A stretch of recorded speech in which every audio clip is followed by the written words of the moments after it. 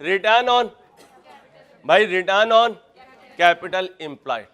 रोज, फूल, black, red, white, कई तरह के होते हैं। सबसे अच्छे फूल दुनिया में नीदरलैंड के एम्स्टरडैम से, ठीक है, अल्लाह करे तो वहां पे फ्लाई करके जाओ और फूल लेकर आओ।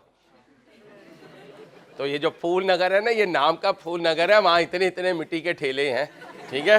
अभी तुमको यार फूल नगर की सैर करो, फूल देखने हैं, आ जाओ इधर। ये क्या है? अब यूटिलिटी पे आओ। ये क्या मैयर करता है? It measures how efficiently a company is generating profit from its capital employed. का मतलब है जो तुमने सरमाया लगाया। लिखो, कैपिटल एम्प्लॉयड का मतलब जो सरमाया लगाया।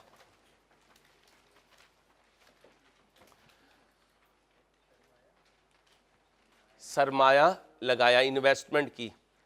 और याद रखना, कंपनीज अपने कैपिटल में दो चीजें लेके चलती हैं, एक इक्विटी और एक लॉन्ग टर्म लोन। इससे वो प्रोजेक्ट फाइनेंस करते हैं। The ratio shows the return on total funds invested in the business. जी क्या कहा? हाँ, कोई बिजनेस इन्वेस्टमेंट दो सोर्सेज से करता है, कुछ इक्विटी लेकर आता है, कुछ लॉन्ग टर्म लोन लेकर आता है। इन्वेस्टमेंट के दो पार्ट होते हैं, इक्विटी एंड बोले लॉन्ग टर्म लोन। इधर आओ। अब बताओ, रेशो बड़ी होनी चाहिए छोटी? बड़ी होनी चाहिए। The higher the ratio the better it is. Capital employed means funds invested in the. Clear हो गया? अब बताओ, इन दोनों में से कौन अच्छा परफॉर्म कर रहा है रोज के हिसाब से? मून। मून ने 100 रुपए लगाए तो 46 कमा रहा है, ये 100 रुपए लगाकर 28 में। समझ आ रही? अब आए return on ordinary share, return on equity. ये है रिटर्न ऑन इक्विटी, ठीक है। अब आए, it measures how efficiently a company is generating profit from amount invested bye it's. क्योंकि इक्विटी कौन सी लेनी है? ऑर्डिनरी। 100 रुपए की ऑर्डिनरी इक्विटी पर शेयर होल्डर अपने लिए कितनी अर्निंग कमाने में कामयाब हुए? और मून, इसने अच्छा परफॉर्म किया। The higher the ratio the better it is. Return on सारे एसेट्स लगा के कितना कमाया। ना इंटरेस्ट जो है वो बिजनेस का ऑपरेटिंग एक्सपेंस नहीं होता, ये फाइनेंस की वजह से दिया जाता है। इसलिए जिस कंपनी में लॉन्ग टर्म लोन नहीं होगा, बैंक ओडी नहीं होगा, वहां इंटरेस्ट भी नहीं होगा। इसने 2,40,000 के एसेट लगा के कितना पीबीआईटी कमाया? और इसने 933,250 लगा के 383,000, इसने कितना कमाया शेयर होल्डर फंड पे? और इसने किसने ज्यादा कमाया? It measures how efficiently management turns its assets into. अच्छा, हाई होनी चाहिए, लो? हाई। जितनी ज्यादा होगी उतनी गुड है। ये क्या है? सेल्स पे पैट कितना आया? सेल्स पे कितना आया? 100 पे। और इधर किसका ज्यादा आया? जितनी ये रेशो ज्यादा होगी, it shows percentage of sales that is left over after business has paid all its। all का मतलब तमाम, इसलिए इंटरेस्ट भी आ गया, टैक्स भी आ गया, इसलिए कौन सा प्रॉफिट लिया? PAT. It shows percentage of sales, sales का कितने परसेंट बच गया एक्सपेंसेस माइनस करने के बाद। GP ratio, it shows gross profit that is earned for every. किसकी जीपी रेशो? इसकी कितनी है? 60। इसकी? तो किसकी कॉस्ट ऑफ सेल्स ज्यादा है? 60। 40 कॉस्ट ऑफ सेल्स है, इधर 30 कॉस्ट ऑफ सेल्स है। ओके, तो sales less cost of sales equal to GP. GP equal to sales minus cost of sales. यहां से कॉस्ट ऑफ सेल्स निकालनी हो तो सेल्स माइनस जीपी, यहां से सेल्स निकालनी हो तो cost of sales plus GP. तो एक रेशो में अगर तीन चीजें आ रही हैं फार्मूले में तो तीन फार्मूला बन सकते हैं। It should be sufficient enough to pay all the. GP पे खुश ना हो जाना, जीपी के नीचे अन्य वह एक्सपेंसेस हैं जिन्होंने माइनस होना है। जीपी में इतना पोटेंशियल होना चाहिए कि सारे खर्चे जब इस पे लोड डालें तो ये फिर भी कुछ ना कुछ बचाने में कामयाब हो जाए। तो अगर जीपी ही पहले कम है तो क्या बनेगा? जैसे ये एज उम्र, ये जो तुम्हारी उम्रें हैं ये मेहनत की हैं, इसमें 20 घंटे भी मेहनत करो तो बॉडी को कुछ नहीं होता। तजर्बा जिंदगी का उतारो, 20 घंटे भी मेहनत करोगे बॉडी को कुछ नहीं होगा। तुम 18 से 23 को अगर जाया कर गए जिंदगी के तो 23 से लेकर 73 तक भी मेहनत करोगे तो ये 5 साल की कंपनसेशन नहीं होगी। जैसे एक फर्ज रोजा जान के छोड़ दिया, सारी जिंदगी नफली रोजे रखते रहो, वो एक फर्ज रोजे की कंपनसेशन नहीं है। पूरी रात नफले पढ़ते रहो, फर्ज छोड़ दो इशा के, तो उलमा इकराम से पूछना, बैलेंस नहीं होगा, बैलेंस नहीं होगा। फराइज पहले, फिर वाजबात, फिर सुन्नत में मौकदा पहले, फिर गैर मौकदा बाद में, फिर नफिल, ये तरतीब चलती है। ये 18 से 23 संभाल लो, जिंदगी संभल जाएगी। याद रखना मेरी नसीहत, अभी नहीं समझ आ रही, अभी मजाक में टालते हो। जब 23 गुजर जाएगा फिर हर इस 5 साल की बात अपने उस्तादों की याद आएगी, काश उस वक्त हम मेहनत कर लेते। अभी भी टाइम है, टाइम में तकरीबन 50 दिन बाकी हैं। आज भी नियतें सही कर लो तो जितने पेपर रखे हुए वो क्वालिफाई कर सकते हो, क्योंकि कोर्स तो ख़त्म हो रहा है। कोशिश करनी है, वक्त ज़ाया नहीं करना बेटा, ठीक है? आगे आओ। The higher the ratio the better it is. Sometimes sales increase but GP does not. Reasons, sale ज्यादा हुई है, जीपी ज्यादा नहीं हुआ, कॉस्ट ऑफ परचेज ज्यादा हो गई, कॉस्ट ऑफ परचेज ज्यादा हुई, कॉस्ट ऑफ सेल ज्यादा हो गई। अब सेल ज्यादा है लेकिन जीपी नहीं बढ़ रहा। क्यों? क्योंकि जीपी को जिसने बढ़ाना था वो दो चीजें हैं, या सेल्स ऊपर चली जाए या कॉस्ट ऑफ सेल्स। तो कॉस्ट ऑफ सेल्स का हर एलिमेंट जहन में रखना। कैसे? याद करो, IS 8 opening stock up debit. जब ओपनिंग स्टॉक ज्यादा होगा कॉस्ट ऑफ सेल्स ज्यादा होगी, जीपी। ओपनिंग स्टॉक कम होगा कॉस्ट ऑफ सेल्स कम होगी, जीपी। क्लोजिंग स्टॉक ज्यादा कॉस्ट ऑफ सेल्स कम, जीपी ज्यादा। क्लोजिंग स्टॉक कम कॉस्ट ऑफ सेल्स ज्यादा, जीपी कम। ये याद रखना। ये अब दिमाग आपका कंप्यूटर की तरह चलेगा तो इंटरप्रिटेशन कर सकोगे। मुझे ये फिक्र नहीं है कि तुम ये कैलकुलेशन नहीं कर सकोगे, लेकिन मसला क्या है, फाइनल पेपर में 1/3 कैलकुलेशन का होगा और 2/3 एनालिसिस का होगा। तो इस पे खुश ना हो, आज बड़ा काम कर लिया। ये 19 रेशो तो मैंने तुम्हारे चलते फिरते याद करवा देनी है इंशाल्लाह। काम तो है इंटरप्रिटेशन करना, और इसके लिए माइंड का क्रिएटिव होना जरूरी है। दूसरा क्या हुआ? How much is sold for each type of goods. फिर to increase sales selling price has been. अब याद करो, सेल्स के दो एलिमेंट होते हैं। जिन्होंने कॉस्ट पढ़ी है उनसे मुखातिब हूं, बाकियों को मैं संभाल लूंगा। सेल्स होता है units into selling price per unit. एक वॉल्यूम होता है, एक सेलिंग प्राइस होती है। कभी वॉल्यूम रुक जाता है, सेलिंग प्राइस इंक्रीज हो जाती है, कभी सेलिंग प्राइस रुक जाती है, वॉल्यूम इंक्रीज हो जाता है। और कभी प्रॉफिट मार्जिन्स मिक्स होते हैं। टारगेट कॉस्टिंग याद करो, जिन्होंने पढ़ी हुई है, जिन्होंने नहीं पढ़ी हुई वो पढ़ लेंगे इंशाल्लाह।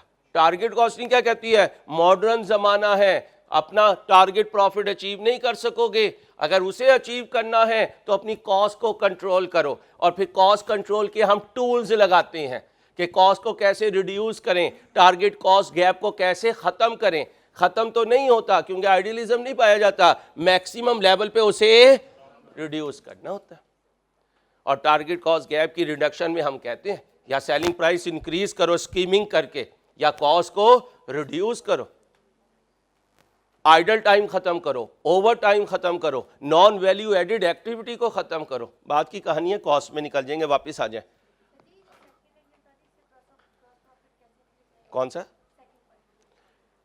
ये how much is sold for each type of goods. अब आपने एक हल्की प्राइस वाली गुड्स ज्यादा बेच दी, हल्की प्राइस वाली गुड्स ज्यादा बेच दी, और जिनमें प्रॉफिट मार्जिन ज्यादा थे वो कम बेची, तो ओवरऑल आपका प्रॉफिट ऊपर जाएगा नीचे जाएगा? नीचे जाएगा। क्यों नीचे जाएगा? क्योंकि जब आप कम प्राइस वाली चीजें ज्यादा बेचेंगी तो वेरिएबल कॉस्ट तो उसके साथ इंक्रीज हो रही होगी। ये कॉस्ट में ना लेके जाए मुझे प्लीज, मेरी रिक्वेस्ट है, माइंड ना कीजिएगा। फिर मुझे फिक्स कॉस्ट बतानी पड़ेगी, वेरिएबल कॉस्ट बतानी पड़ेगी, फिर मुझे इनकी इलास्टिसिटी बतानी पड़ेगी कॉस्ट की, तो कहीं कहीं से कहीं निकल जाएगी। पास पेपर में ही आपका पॉइंट आ जाएगा, लिख लें कि ये पॉइंट पास पेपर में आ जाएगा, डाटा मेरे सामने होगा, वहां मैं फिर 2 मिनट में बता दूंगा। जी भाई, cost of sales to sales ratio बताएं जी, ज्यादा होनी चाहिए कम? कम होनी चाहिए। क्या बताता है? It shows what extent of sale is an, the lower the ratio the better, the cost of sales ratio does not change normally with change in. जब ये सेल्स कहते हैं ना, तो ये यूनिट्स की बात हो रही होती है। किसकी बात हो रही होती है? ध्यान में रखिएगा, कॉस्ट ऑफ सेल्स में 2 कॉस्ट होती हैं, एक वेरिएबल एक फिक्स्ड। एक वेरिएबल एक फिक्स। याद रखना, वेरिएबल कॉस्ट का ताल्लुक यूनिट से है और फिक्स कॉस्ट का ताल्लुक टाइम से है। ओके हो गया? जब हम कॉस्ट ऑफ सेल्स को देखते हैं FR1 में, तो हम अज्यूम करते हैं कि ये कॉस्ट ऑफ सेल्स में सारी की सारी वेरिएबल कॉस्ट है। क्या है? वेरिएबल कॉस्ट है। जब सारी वेरिएबल कॉस्ट होगी, तो अगर 1 यूनिट एक्स्ट्रा बेचूंगा तो एक्स्ट्रा सेलिंग प्राइस जेब में आएगी, लेकिन एक्स्ट्रा वेरिएबल कॉस्ट भी इनकर होगी। एक्स्ट्रा वेरिएबल, तो इसका मतलब जो जीपी है वो पर यूनिट क्या रहेगा? सेम रहेगा। लेकिन प्रैक्टिकली ऐसा नहीं होता। Practically elasticity of demand role play करती है। If I want to sell more, मुझे अपनी सेलिंग प्राइस को कम करना पड़ेगा। मुझे अपनी सेलिंग प्राइस को, अब जब मैं ज्यादा बेचना चाहूंगा तो फिक्स कॉस्ट कहेगी, और रुक जा भाई, मैं तो स्टेप फिक्स कॉस्ट हूं। मैं क्या हूं? स्टेप फिक्स कॉस्ट हूं। एक लेवल एक रेंज तक सेम रहूंगी, लेकिन जैसे ही यूनिट्स उससे ज्यादा जाएंगे तो मैं बाउंड हूं चेंज होने के लिए। तो याद रखना, जब यूनिट ज्यादा होती हैं तो सिर्फ वेरिएबल कॉस्ट इनकर नहीं होती, एडिशनल फिक्स कॉस्ट भी इनकर होती है, जिसे डिफरेंशियल फिक्स कॉस्ट कहते हैं। सिखाऊंगा जैसे जैसे पास पेपर आएंगे, ठीक है? लंबी कहानी है, एडमिन एक्सपेंस, लेकिन है बड़ी मजेदार। क्यों? क्योंकि कॉस्ट अकाउंटिंग से कारोबार करना आता है। क्या कहा? और MFA से पैसा बनाना आता है। क्या आता है? FR1 FR2 में तो जो किया है उसको खाता बनाना आता है। याद रखना, जो कमाई करोगे ना जिंदगी में, वो कॉस्ट और MFA से करोगे। इससे इतनी कमाई नहीं होती, ये भी बता रहा हूं आपको। हाँ, इससे इतनी कमाई नहीं होती, मैं खुद बता रहा हूं, इससे इतनी कमाई नहीं होती। इसलिए तो दोबारा आ रहा हूं कॉस्ट में, जरा कमाई कर ले भाई, जरा कमाई कर ले। क्योंकि वहां आपको बिजनेसमैन के हिसाब से सोचना पड़ता है, यहाँ तो हम आपको मुंशी के हिसाब से सोचने पे मजबूर करते हैं। हाँ, स्टैंडर्ड ने जो कह दिया बस वो करूंगा, उससे ज्यादा नहीं करूंगा। इसलिए तो मैंने जिंदगी में जो आइडियल मेरा पेपर है वो कॉस्ट और MFA का था, लेकिन भाई इसको जरूरत पड़ी तो 2 साल के लिए छोड़ दिया था। और इंसान का नशा उसे दोबारा ले आता है। मजबूरी ये है कि वो नशा उसे दोबारा लगा होता है, क्योंकि वहां ना दिमाग का खेल है। ये तो जो स्टैंडर्ड कहेगा वही करना है, तुम जितना मर्जी दीवार को टकरे मार लो, स्टैंडर्ड को हम चेंज नहीं कर सकते। वहां चेंज कर सकते हैं। मसलन प्रॉफिट कम आ रहा है, क्या करें इंसान? सबके प्रॉफिट बढ़ जाए, अब इस पे कमाता है चार्टर्ड अकाउंटेंट। ये एडवाइस सिखानी है मैंने तुम्हें, इसलिए दुनिया डूब रही होगी, तुम तर रहे होगे। हाँ हाँ भाई, क्योंकि हमारी एडवाइस पे उन्होंने डिसीजन लेने हैं। इसमें हमने क्या एडवाइस देनी? जो करते हैं वो रिकॉर्ड कर देते हैं। खेल तो मजा है कॉस्ट और MFA में। कारोबार कैसे रन करना है, कारोबार के लिए पैसा कैसे लेकर आना है। अगर तुम मांगते ही ना बने तो तुम्हारा फायदा क्या? ठुड्डा मार के बाहर फेंक देंगे तुम। हाँ, मैं सही कह रहा हूँ भाई। राइट आर्म बनना है अगर अपने BOD का, तो तुम्हें पता होना चाहिए कारोबार कैसे रन करना है और कारोबार के लिए नोटू कैसे लेकर आना है। आ जाओ, इंसान बना। सेल्स टू कैपिटल एम्प्लॉयड, 1 रुपया लगा के जो ज्यादा सेल्स जनरेट करेगा वही मुकद्दर का सिकंदर होगा। अब तुम जहाज क्या करते हो? रोज अब्बा जी को कहते हो, अब्बा जी वो जो प्लाट पड़ा में ना, जमीनें पड़ी हुई हैं, वो बेच दे, मैं कारोबार करूंगा। और घर के बछड़े के दांत गिने हुए होते हैं, इसलिए अब्बा जी क्या कहते हैं? जा अंसारी की क्लास ले, जा मेरे बच्चे, सुबह को तो उठ टाइम पे नहीं जाता है, और मैं अपनी जिंदगी की कमाई तेरी वजह से दाव पे नहीं लगा सकता। हाँ, जब तुम चार्टर्ड अकाउंटेंट बन जाओगे तो अब्बा जी रोज तुम्हें बुलाया करेंगे, क्या कहेंगे, बता यार 2 से 5 कैसे करूं, 2 से 5 कैसे करूं। अभी नहीं भाई, अभी कभी ये रिस्क लेना भी ना। वो मेरा एक एम्प्लॉई आया, कहते हैं अंसारी साहब मैंने जॉब छोड़नी है। मैंने कहा क्यों? कहते हैं साहब मेरे पास ना 10 लाख है, 2 लाख रखूंगा मैं 4 महीनों का और 8 लाख से करूंगा मैं कारोबार और मैं इंशाल्लाह लाख रुपए महीना कमा लूंगा। मैंने कहा यार चेक बुक ला। कहता क्यों? मैंने कहा मेरे से 16 लाख ले और इससे आधा प्रॉफिट मुझे दे दिया करे। कहना आसान होता है, कमाना मुश्किल होता है। इसलिए कभी अब्बा जी की जमा पूंजी जो है वो रिस्क में ना डालना। एमएफए में सिखाऊंगा कैसे कैलकुलेटेड रिस्क लेकर अब्बा जी के पैसों को मल्टीप्लाई कर सकते हो, हलाल, हराम नहीं, हलाल, वो सिखाऊंगा, लेकिन अभी नहीं। चलो तुम्हें बुल और बियर बनाऊंगा। कौन बनाऊंगा? हाँ, स्टॉक मार्केट में जो तकी उस्मानी साहब ने आपको दिया मैं ना पोर्टफोलियो हलाल शेयर्स का, उस पर आप जितना मर्जी कमाने की कोशिश करें, कोई मना नहीं है। उलमा इकराम का फतवा उन कंपनीज के लिए मौजूद है क्योंकि वो गेयर्ड कंपनी नहीं है। अब गेयर्ड कंपनी क्या होती है? जिस कंपनी में डेट होता है वो गेयर्ड होती है और जिस कंपनी में डेट नहीं होता वो अनगेयर्ड होती है। और तकी उस्मानी साहब कहते हैं अनगेयर्ड कंपनी के शेयर्स को डील करना 100% हलाल है क्योंकि उसमें इंटरेस्ट वाला एलिमेंट। बस अपने आप को ने एक चीज से बचा के चलना, किससे? सूद से और झूठ से। ये 2 चीजें अपनी जिंदगी में करना कि चार्टर्ड अकाउंटेंट बन के ना सूद में जाना है ना झूठ में जाना है। जितना चाहोगे कमा लोगे इंशाल्लाह। ठीक है, चलो आ जाओ वापिस। अभी जाहिर से नानचने खाओ। हाँ, ये क्या है? 1 रुपया लगा के कितनी सेल्स जनरेट की? आओ जी, कहाँ गया ये? इसने 1 रुपया लगाया, 0.68 की सेल्स जनरेट की, उसने वही रुपया लगा के। तो किसने अपने एसेट अच्छे इस्तेमाल किए? मून ने। It measures how efficiently a company is making sales from. The higher the ratio, the better it is. अच्छा, यहाँ 2 नंबरी भी होती है, वो भी सुनो। ये हमारे पॉलिटिशियंस आते हैं, रेलवे के वजीर आएंगे और आके क्या कहेंगे, ख़वातीनो हजरात पिछले 2 साल में रेलवे ने वो अचीव किया कि आप सोच भी नहीं सकते। आप कहोगे हुए ये क्या हुआ? अब वो कहेंगे लो भाई प्रोजेक्टर ऑन करो, प्रोजेक्टर ऑन हुआ, प्रोजेक्टर ऑन होगा और वाकई नजर आ रहा होगा आम आदमी को, ये रेशो तो ऊपर जा रही है, रेशो तो ऊपर जा रही है।